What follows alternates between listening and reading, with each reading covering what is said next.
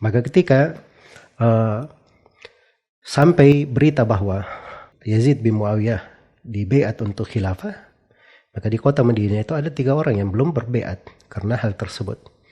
Maka Yazid pun menulis perintah kepada gubernur Madinah agar supaya mengambil beat dari Al-Husain dan Ibnu Zubair. Dan waktu itu surat dari Yazid bin Muawiyah tiba di malam hari. Maka gubernur Madinah langsung meminta kepada Al-Husain dan Ibnu Zubair untuk beat. Ringkas ceritanya, keduanya minta diberi waktu. Maka diberilah waktu untuk keduanya. Iya, tidak ada yang berani memaksa mereka untuk hal itu. Maka yang pertama adalah Abdullah bin Zubair. Beliau keluar di malam hari, kemudian meninggalkan kota Madinah, menuju ke Mekah. Setelah itu diikuti oleh Al-Husain. Al-Husain pun keluar di malam hari, kemudian mengarah ke Mekah. Ya.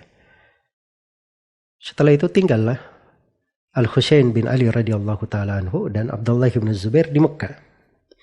Ya, dan dimaklumi ketika Al-Husain sudah berada di Mekah, itu penduduk Madinah, penduduk Mekah, orang-orang yang sangat memuliakan Al-Husain radhiyallahu taala anhu.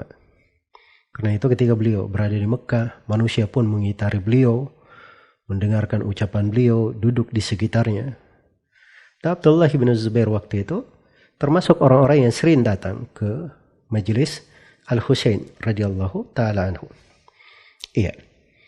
Yang waktu itu tidak ada seorang pun yang berani memaksa Al-Husain maupun Abdullah bin Zubair, karena mereka tahu bahwa dua orang ini punya kedudukan yang besar di tengah manusia. Khususnya Al-Husain karena beliau adalah putra dari putri Rasulullah sallallahu alaihi wasallam, cucu Rasulullah sallallahu alaihi wasallam. Iya.